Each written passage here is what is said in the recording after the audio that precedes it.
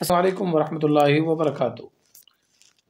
خلاصۃ القرآن کی 15ویں ویڈیو میں آپ کا خیر مقدم ہے۔ آج ہم آپ کے سامنے 15ویں پارے کا خلاصہ بیان کر رہے ہیں۔ سورہ بنی اسرائیل، اس سورت کا دوسرا نام سورۃ الاسراء ہے۔ یہ مکی سورت 12 رکوع اور 111 آیات پر مشتمل ہے۔ رکوع نمبر 1۔ بسم اللہ الرحمن الرحیم۔ سبحان الذي أسرى بعبده ليلا من المسجد الحرام إلى المسجد الأقصى الذي باركنا حوله لنريه من آياتنا إنه هو السميع البصير۔ شروعات اس واقعے سے ہوئی ہے جسے ہم واقعہ معراج کہتے ہیں، جس میں اللہ تعالیٰ نے نہایت قلیل مدت میں رسول اکرم صلی اللہ علیہ وسلم کو مسجد حرام سے مسجد اقصی اور وہاں سے 7ویں آسمان کا سفر کرایا تھا۔ یہی وہ سفر ہے جس میں نمازیں فرض ہوئیں۔ اس کے بعد بنی اسرائیل کا ذکر ہے کہ حضرت موسیٰ کو توریت عطا کی گئی اور اسی میں فیصلہ ہو چکا تھا کہ ان کی نافرمانیوں کی وجہ سے دنیا میں ہی ان پر محکومیت اور ذلت و مسکنت کا عذاب ہوگا۔ چنانچہ بابل کے بادشاہ بخت نصر نے ان کا قتل عام کیا۔ جو زندہ رہ گئے انہیں قیدی بنا لیا گیا۔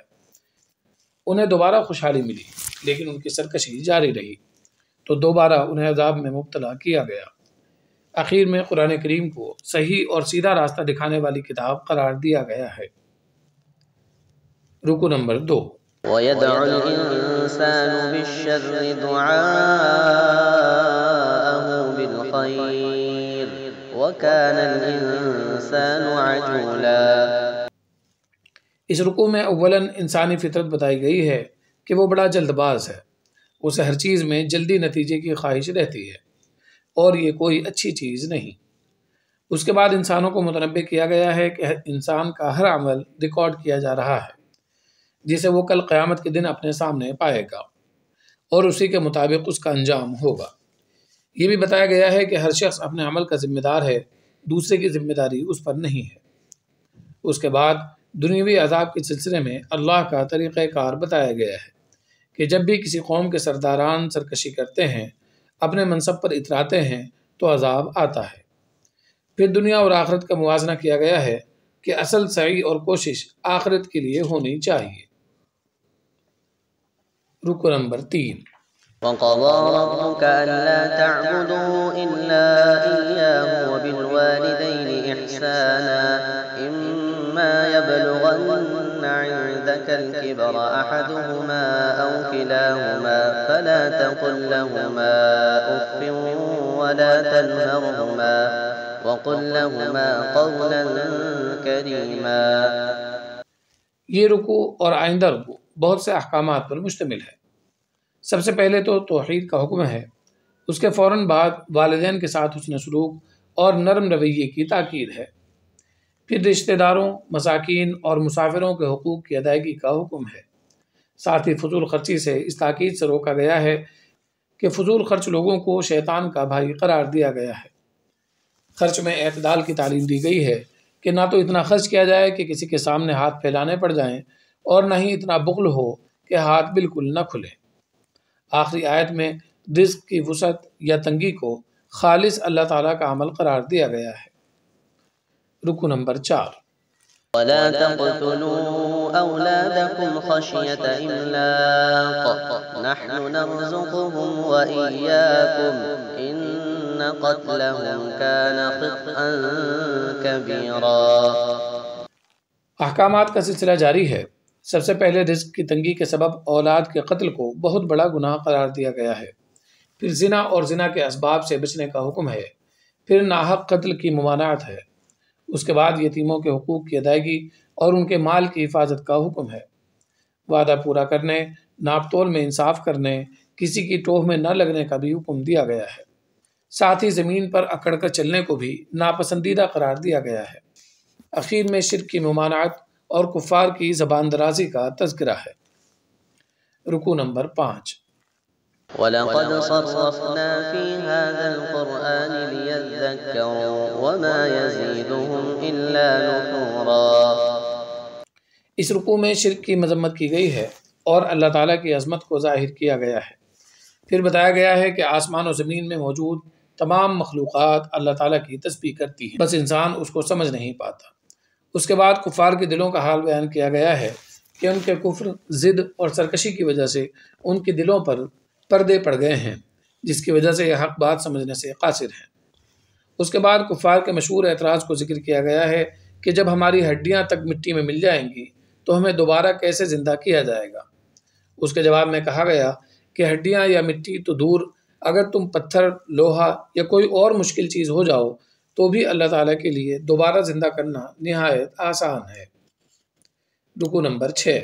وَقُلْ لِعِبَادِي يَقُولُوا الَّتِي هِيَ أَحْسَنُ إِنَّ الشَّيْطَانَ يَنزَغُ بَيْنَهُمْ إِنَّ الشَّيْطَانَ كَانَ لِلْإِنسَانِ عَدُوًّا مُبِينًا۔ اس رکوع میں دعوت و تبلیغ کے لیے نرم لہجہ اور عمدہ گفتگو اختیار کرنے کی تعلیم ہے، ورنہ شیطان لوگوں میں سخت گفتگو کے سبب ہٹ دھرمی پیدا کر دے گا۔ پھر شرک کی مذمت بیان کی گئی ہے کہ جنہیں یہ خدا سمجھتے ہیں وہ نہ تو ان کی کوئی تکلیف دور کر سکتے ہیں اور نہ ہی اس تکلیف کو راحت میں بدل سکتے ہیں، حالانکہ ان کے خود ساختہ خدا تو خود اللہ کا قرب چاہتے ہیں اور اس کے عذاب سے ڈرتے ہیں۔ اس کے بعد کچھ گزشتہ اقوام کی سرکشی اور ہلاکت کا تذکرہ ہے۔ رکو نمبر 7۔ وَإِذْ قُلْنَا لِلْمَلَائِكَةِ اسْجُدُوا لِآدَمَ فَسَجَدُوا إِلَّا إِبْلِيسَ قَالَ أَأَسْجُدُ لِمَنْ خَلَقْتَ طِينًا۔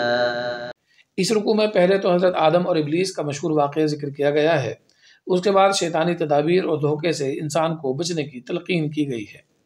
مشرکین کی خصلت بیان کی گئی ہے کہ ہر مصیبت کے وقت میں خدا ہی انسان کے کام آتا ہے، لیکن مصیبت دور ہوتے ہی یہ کفار اور مشرکین ناشکری کرنے لگتے ہیں اور شرک میں مبتلا ہو جاتے ہیں۔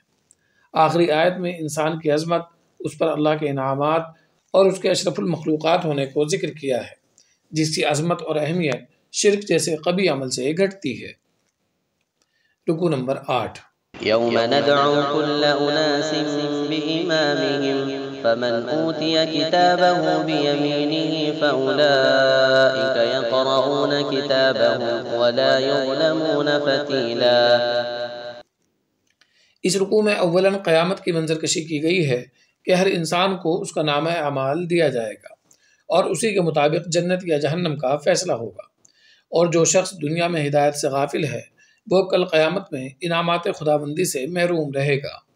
اہل مکہ کی سرکشی اور عداوت کو ذکر کیا ہے کہ وہ رسول اکرم صلی اللہ علیہ وسلم کو اپنی سرزمین سے نکالنا چاہتے ہیں۔ اس میں ہجرت نبوی اور کفار کی ہلاکت کی جانب اشارہ کیا گیا ہے۔ رکو نمبر 9۔ أقم الصلاة لدلوك الشمس إلى غسق الليل وقرآن الفجر إن قرآن الفجر كان مشهودا۔ اس رکوع میں نماز کے اوقات ذکر کیے گئے ہیں اور حضور اکرم صلی اللہ علیہ وسلم کے لیے تہجد کا لازمی حکم ہے۔ نیز ہجرت کے بعد اچھے اور پرامن ٹھکانے کی خوشخبری ہے۔ پھر حق اور باطل کا موازنہ ہے کہ حق غالب اور باطل مغلوب ہونے والی چیز ہے۔ پھر قرآن کریم کے شفا اور رحمت ہونے کا تذکرہ ہے۔ رکوع نمبر 10۔ وَيَسْأَلُونَكَ عَنِ الرُّوحِ قُلِ الرُّوحُ مِنْ أَمْرِ رَبِّي وَمَا أُوتِيتُم مِّنَ الْعِلْمِ إِلَّا قَلِيلًا۔ اس رکوع میں اولاً تو یہودیوں کے ایک سوال کا جواب ہے، پھر قرآن کریم کی نظیر پیش کرنے کے چیلنج کو دہرایا گیا ہے اور تمام انسانوں اور جنات کے سامنے اسے پیش کیا گیا ہے۔ پھر کفار کی جانب سے بعض احمقانہ مطالبات کا تذکرہ ہے جس کا جواب بھی ساتھ ہی ساتھ دیا گیا ہے۔ رکو نمبر 11۔ وَمَا مَنَعَ النَّاسَ أَن يُؤْمِنُوا إِذْ جَاءَهُمُ الْهُدَىٰ إِلَّا أَن قَالُوا أَبَعَثَ اللَّهُ بَشَرًا رَّسُولًا۔ اس رکوع میں کفار کے بیجا اعتراض کو ذکر کیا گیا ہے کہ یہ کہتے ہیں کہ اللہ نے انسان کو ہی رسول بنا کر کیوں بھیجا۔ اس کا بہت واضح اور منطقی جواب دیا گیا ہے کہ اگر دنیا میں فرشتے بستے تو رسول فرشتہ ہوتا، انسان بستے ہیں تو انسان ہی کو رسول بنا کر بھیجا گیا ہے۔ پھر بعض بعد الموت یعنی مرنے کے بعد والی زندگی پر کفار کے تعجب کو بیان کیا گیا ہے۔ اخیر میں بخل اور کنجوسی کی مذمت ہے۔ رکو نمبر 12۔ وَلَقَدْ آتَيْنَا مُوسَى 9 آيَاتٍ بَيِّنَاتٍ فَاسْأَلْ بَنِي إِسْرَائِيلَ إِذْ جَاءَهُمْ فَقَالَ لَهُ فِرْعَوْنُ إِنِّي لَأَظُنُّكَ يَا مُوسَى مَسْحُورًا۔ اس رکوع میں حضرت موسیٰ علیہ السلام کو دیے جانے والے 9 معجزات اور فرعون کے مکالمے کا ذکر ہے۔ اس کے بعد فرعون کی ہلاکت اور بنی اسرائیل پر اللہ کے انعامات مذکور ہیں۔ پھر قرآن کریم کے بارے میں کہا گیا ہے کہ یہ بالکل برحق نازل ہوا ہے، اب اسے ماننا یا نہ ماننا تمہارا کام ہے۔ جو اس پر ایمان لاتے ہیں وہ اللہ کی بارگاہ میں سجدہ ریز ہوتے ہیں۔ اخیر میں کہا گیا ہے کہ اللہ تعالیٰ کے ذاتی نام اللہ کے علاوہ بھی رحمان، رحیم، قادر وغیرہ کئی نام ہیں جن سے انہیں پکارنے میں کوئی حرج نہیں۔ سورہ کہف یہ مکی صورت 12 رکوع اور 110 آیات پر مشتمل ہے۔ جمعہ کے دن اس کی تلاوت کے حدیث میں فضائل وارد ہوئے ہیں، نیز اس کی ابتدائی آیات کی تلاوت کو فتنہ دجال سے حفاظت کا ذریعہ قرار دیا گیا ہے۔ رکوع نمبر 1۔ بسم اللہ الرحمن الرحیم۔ الحمد للہ الذی انزل علی عبده الكتاب ولم یجعل له عوجا۔ سورہ کہف کی ابتدا میں قرآن کریم کے نزول کا مقصد بتایا گیا ہے کہ مومنین کو جنت کی بشارت دی جائے اور کفار و مشرکین کو جہنم کے عذاب سے ڈرایا جائے۔ اس کے بعد امت کے لیے نبی اکرم صلی اللہ علیہ وسلم کے دل میں جو شفقت و محبت کا جذبہ اور دین اسلام قبول کرنے کے تئیں جو تڑپ اور کڑھن تھی اس کو بیان کیا گیا ہے۔ نیز انہیں ہدایت دی گئی ہے کہ کفار کی سرکشی اور کفر کی بنیاد پر آپ دل برداشتہ نہ ہوں۔ پھر اصحاب کہف کا واقعہ شروع کیا گیا ہے جو آئندہ 2 رکوع میں بھی جاری رہے گا کہ چند نوجوان تھے جنہوں نے ظالم اور مشرک بادشاہ کے خلاف توحید کا اعلان کیا اور پھر اس کی گرفت سے بچنے کے لیے ایک غار میں چھپ گئے۔ اللہ تعالیٰ نے ان پر سالہ سال کے لیے نیند طاری کر دی۔ رکوع نمبر 2۔ نحن نقص عليك نبأهم بالحق إنهم فتية آمنوا بربهم وزدناهم هدى۔ اصحاب کہف کا واقعہ جاری ہے کہ نوجوان اپنے دین اور عقیدے میں نہایت ثابت قدم تھے، چنانچہ انہوں نے ظالم حکومت کے سامنے بھی اپنے عقیدے کو مضبوط انداز میں پیش کیا اور شرک پر آمادہ نہ ہوئے۔ اتنی طویل مدت تک نیند میں رہنا اور پھر صحیح سلامت بیدار ہونے کو اللہ تعالیٰ نے اپنی قدرت کی نشانی قرار دیا ہے۔ رکوع نمبر 3۔ وَتَحْسَبُهُمْ أَيْقَاظًا وَهُمْ رُقُودٌ وَنُقَلِّبُهُمْ ذَاتَ الْيَمِينِ وَذَاتَ الشِّمَالِ وَكَلْبُهُمْ بَاسِطٌ ذِرَاعَيْهِ بِالْوَصِيدِ لَوِ اطَّلَعْتَ عَلَيْهِمْ لَوَلَّيْتَ مِنْهُمْ فِرَارًا وَلَمُلِئْتَ مِنْهُمْ رُعْبًا۔ اس رکوع میں اصحاب کہف کے سونے کی کیفیت کو بیان کیا گیا ہے کہ اللہ تعالیٰ انہیں کروٹ دیتے رہتے تھے اور ان کا کتا غار کے دہانے پر پاؤں پھیلائے بیٹھا تھا۔ جب اللہ کے حکم سے یہ حضرات بیدار ہوئے تو آپس میں سوال کرنے لگے کہ انہیں سوئے ہوئے کتنی مدت گزری ہے۔ اسی دوران انہیں بھوک کا احساس ہوا تو اپنے ایک ساتھی کو حلال رزق کی تلاش میں باہر بھیجا۔ اس کے بعد لوگوں کے اختلافات کو ذکر کیا گیا ہے کہ ان کی قیام گاہ پر لوگوں نے اپنے اپنے ذوق کے مطابق یادگار بنانی چاہی۔ بالآخر وہاں ایک مسجد کی تعمیر کا فیصلہ ہوا۔ ان کی تعداد کے بارے میں بھی اختلاف ہے، یہ کوئی غور کی چیز نہیں۔ اس واقعے سے اصل سبق تو یہ ملتا ہے کہ اللہ کی راہ میں اس کے دین کی خاطر سب کچھ قربان کر دیا جائے۔ رکوع نمبر 4۔ وَلَا تَقُولَنَّ لِشَيْءٍ إِنِّي فَاعِلٌ ذَلِكَ غَدًا۔ اس رکوع میں یہ ہدایت ہے کہ مستقبل میں جب بھی کسی کام کا ارادہ کیا جائے تو ساتھ میں انشاءاللہ کہہ دیا جائے۔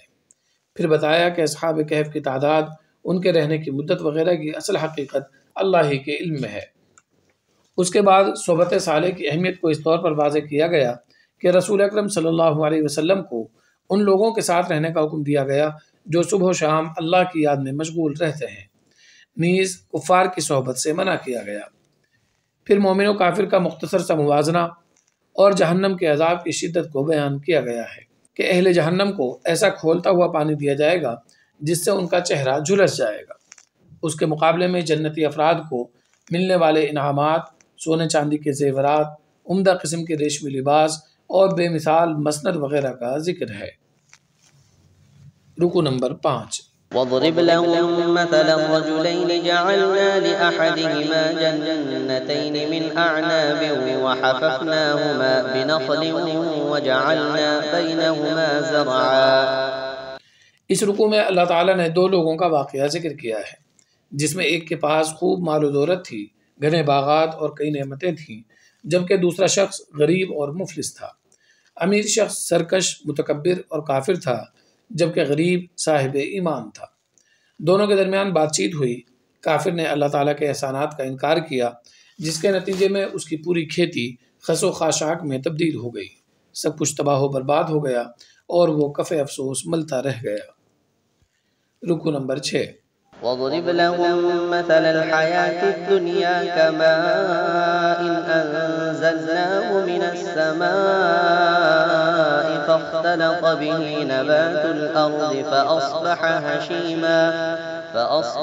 هشيما تذروه الرياح وكان الله على كل شيء مقتدرا۔ اس رکوع میں اولاً دنیا کی بے ثباتی کو مثال سے سمجھایا گیا ہے۔ دنیاوی مال و اولاد فقط یہی کی زینت ہیں، آخرت میں کام آنے والی اور ہمیشہ باقی رہنے والی چیزیں صرف اور صرف نیک اعمال ہیں۔ پھر قیامت کی منظر کشی کی گئی ہے، وہاں ہر انسان اپنے چھوٹے بڑے اعمال کا حساب دے گا اور اللہ تعالیٰ سب کے ساتھ انصاف کا معاملہ فرمائیں گے۔ رکوع نمبر 7۔ وَإِذْ قُلْنَا لِلْمَلَائِكَةِ اسْجُدُوا لِآدَمَ فَسَجَدُوا إِلَّا إِبْلِيسَ كَانَ مِنَ الْجِنِّ فَفَسَقَ عَنْ أَمْرِ رَبِّهِ أَفَتَتَّخِذُونَهُ وَذُرِّيَّتَهُ أَوْلِيَاءَ مِن دُونِي وَهُمْ لَكُمْ عَدُوٌّ بِئْسَ لِلظَّالِمِينَ بَدَلًا۔ اس رکوع میں پہلے تو حضرت آدم اور ابلیس کا مشہور واقعہ ذکر کیا گیا ہے، اس کے بعد قیامت کا منظر مذکور ہے کہ اللہ تعالیٰ مشرکین سے کہیں گے کہ ذرا اپنے خداؤں کو پکار کر دیکھو، لیکن وہ ان کی پکار کا کوئی جواب نہیں دے سکیں گے۔ رکوع نمبر 8۔ وَلَقَدْ صَرَّفْنَا فِي هَذَا الْقُرْآنِ لِلنَّاسِ مِن كُلِّ مَثَلٍ وَكَانَ الْإِنسَانُ أَكْثَرَ شَيْءٍ جَدَلًا۔ اس رکوع میں ذکر کیا گیا ہے کہ قرآن کریم نے انسانوں کی ہدایت کے لیے عقیدہ توحید کو الگ الگ مثالوں سے سمجھا کر پیش کیا، لیکن کفار اپنی انادی فطرت سے باز نہیں آئے۔ حالانکہ ہم نے جنت و جہنم کی یاد دہانی کے لیے انبیاء کرام بھی بھیجے ہیں، لیکن یہ حق بات مان کر نہیں دیتے، بلکہ آیات خداوندی کا مذاق اڑاتے ہیں۔ آخر میں ذکر کیا گیا ہے کہ یہ صرف اللہ تعالیٰ کی صفت رحمت ہے کہ انہیں اب تک مہلت دے رکھی ہے، ورنہ ان کی کرتوت تو اس لائق ہے کہ ان پر فوری طور پر عذاب آ جائے۔ رکوع نمبر 9۔ وَإِذْ قَالَ مُوسَىٰ لِفَتَاهُ لَا أَبْرَحُ حَتَّىٰ أَبْلُغَ مَجْمَعَ الْبَحْرَيْنِ أَوْ أَمْضِيَ حُقُبًا۔ یہاں سے حضرت موسیٰ علیہ السلام کی زندگی کا ایک واقعہ ذکر کیا جا رہا ہے۔ ہوا یوں کہ ایک موقع پر حضرت موسیٰ علیہ السلام کی زبان سے ایسا جملہ نکل گیا جس میں علم کا دعویٰ محسوس ہوتا تھا۔ اس کی تنبیہ کی خاطر اللہ تعالیٰ نے انہیں اپنے ایک مخصوص بندے حضرت خضر علیہ السلام سے ملاقات کے لیے بھیجا۔ چنانچہ وہ اپنے خادم کے ساتھ روانہ ہوئے۔ راستے میں کچھ عجیب و غریب چیزیں پیش آئیں۔ بہرحال ایک دریا کے پاس حضرت موسیٰ علیہ السلام کی ملاقات حضرت خضر سے ہو گئی۔ حضرت موسیٰ نے ان سے علم سکھانے کی درخواست کی۔ حضرت خضر نے کہا کہ میرے ساتھ رہنا اتنا آسان نہیں، تم سے صبر نہیں ہو سکے گا۔ حضرت موسیٰ اصرار کرتے رہے، چنانچہ حضرت خضر اس شرط پر تیار ہوئے کہ درمیان میں آپ کوئی سوال نہیں کریں گے۔ فانطلقا حتى إذا ركبا في السفينة خرقها قال أخرقتها لتغرق أهلها لقد جئت شيئا إمرا۔ 15ویں پارے کا آخری رکوع میں اور 16ویں پارے کی ابتدا میں چونکہ ایک ہی واقعے کا تسلسل ہے، اس لیے اس کے آخری حصے کو کل کی ویڈیو میں پیش کیا جائے گا انشاءاللہ تعالی۔ والسلام علیکم ورحمۃ اللہ وبرکاتہ۔